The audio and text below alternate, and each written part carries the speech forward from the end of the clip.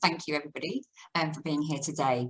So I think I'm mainly here for two kind of key parts, really. So the first one is myself as somebody who is neurodivergent and also as an employer, and to give a bit of a view of those different parts, really.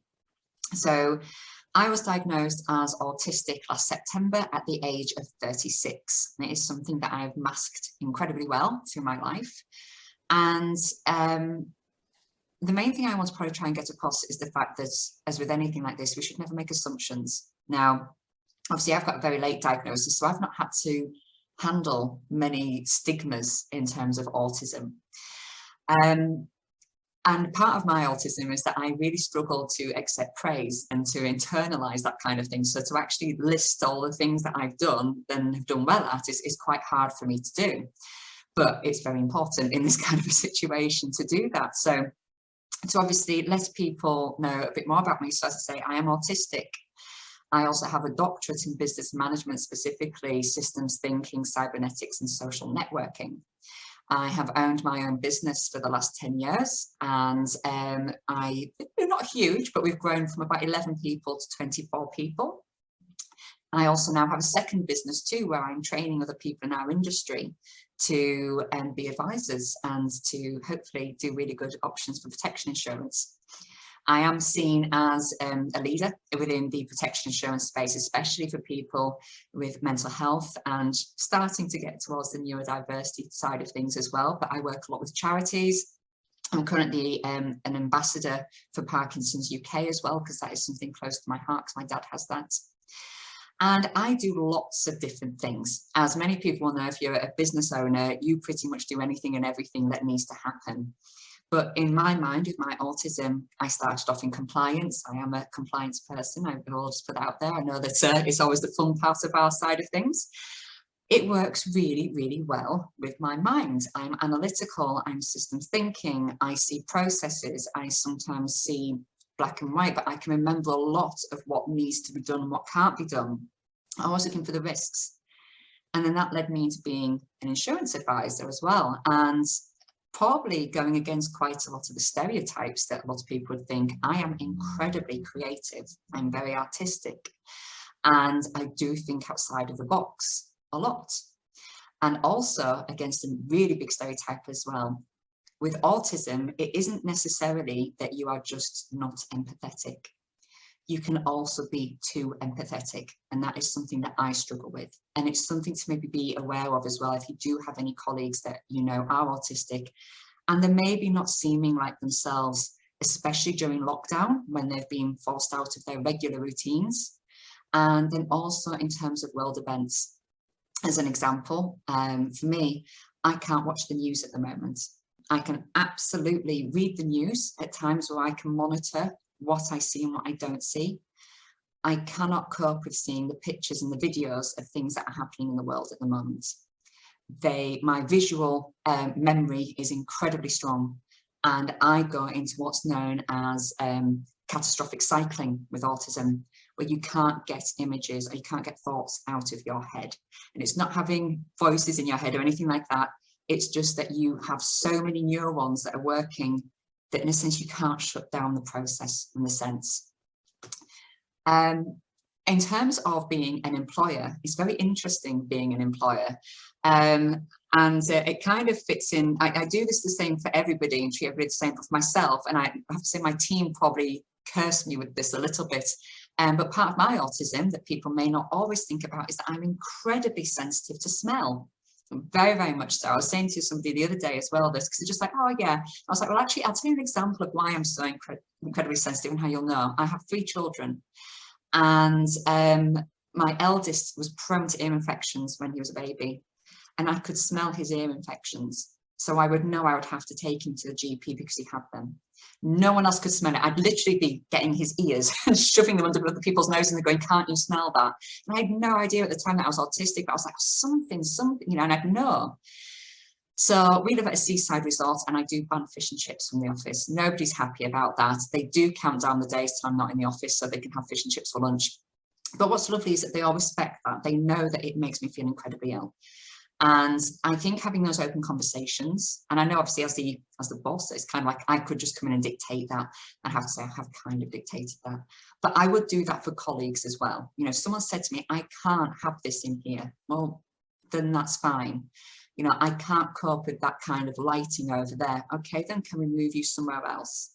There are so many things that we can do. I also have a number of people in my team who are neurodiverse. Different to me, they're not autistic. I have quite a few members of my team who are dyslexic, and they are absolute geniuses in their fields. They might not have got all your standard GCSEs, but in terms of graphic design, absolutely spot on. Computers, in the IT systems, have somebody who can read computer language better than the majority of us would possibly read English, but yet can't necessarily do the English side of things and how we would usually structure words and sentences. And so I think a big thing for me when we are looking at as employers is when we're setting up those CVs and what we need to see, we're saying to people, this is what I need for a job spec. Do we really need that? In some ways, you know, is it absolutely essential that we have people that need to have degrees or different things like that? And obviously degrees are lovely. I mean, I'm not going to knock them. I have myself, I've gone higher than that. And I think it's lovely. But is it really essential for the role that you're promoting? And in terms of the insurance industry and financial services as well, I do know someone personally who did try to enter our space, and they were dyslexic. Lovely, lovely person. And our exams are not set up to support someone with dyslexia, even if they are given the support structures that are deemed as suitable for people that are dyslexic. And there was a very, very clear problem there about helping people. And that's really difficult as an employer as well. If you take somebody on in that situation, you're trying to support them, but ultimately the exams, the qualifications and everything are just going to be unattainable. And that is something as an industry we need to work on. But as an employer, what I would always say is that I would hope that you would have some kind of a culture where people feel that they can come and speak to you. There's always this thing as well of people thinking, I think it's that scared of the unknown. You know, sort of, well, what's going to happen if I take on this person that's autistic? Well, they're probably incredibly productive and efficient and far more, they're going to get through things far quicker than someone who isn't in their special field. You know, we have to make sure that when we think of certain conditions, I think we kind of have an image in our mind when we think of a condition, and it's usually something that's being stereotyped by the media, by the films, by TV. And what we need to do is be open and realize that isn't what everyone is who has that condition.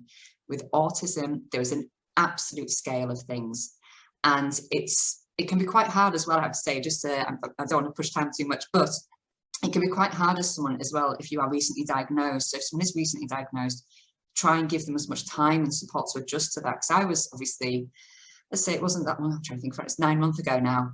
And when I was diagnosed, obviously I'm ups, and I was apologising to everyone constantly. And I was just saying, I'm so sorry if I've gone ahead so quick, if I've like jumped, I'm really sorry. You know, I've jumped trains of thought. You know, just forgive me. I'm autistic, and I just kept announcing it to everyone all the time with almost every conversation, because I was really paranoid all of a sudden that I was doing something odd, whereas I never felt that I was doing something odd.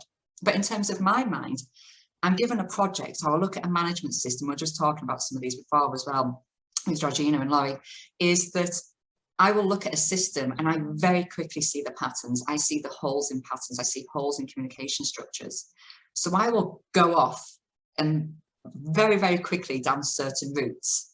And then everyone else is kind of looking at me just, sorry, how has she got there? What's gone on? And then I have to specifically think to myself, right, I need to go backwards and make sure that everyone catches up to me.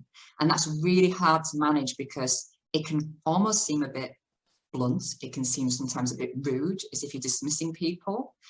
And it's making sure that you have good processes in place so that everyone involved, the people who are working with the person who's neurodiverse, they know what their manner is, what might happen if they suddenly start to have the symptoms, if they're in a certain mindset as they're going forward, and how to help them, and not to take anything personally. And then also for the neurodiverse person to know how to best communicate with others. Because for me, I can do that. And at times I'll very quickly realize, oh, I need to go backwards. And then other times I can get a bit frustrated because people haven't seen what I've seen. And I think just having that really open communication with as many of the team as possible, depending upon how much the person wants to share, can be incredibly useful.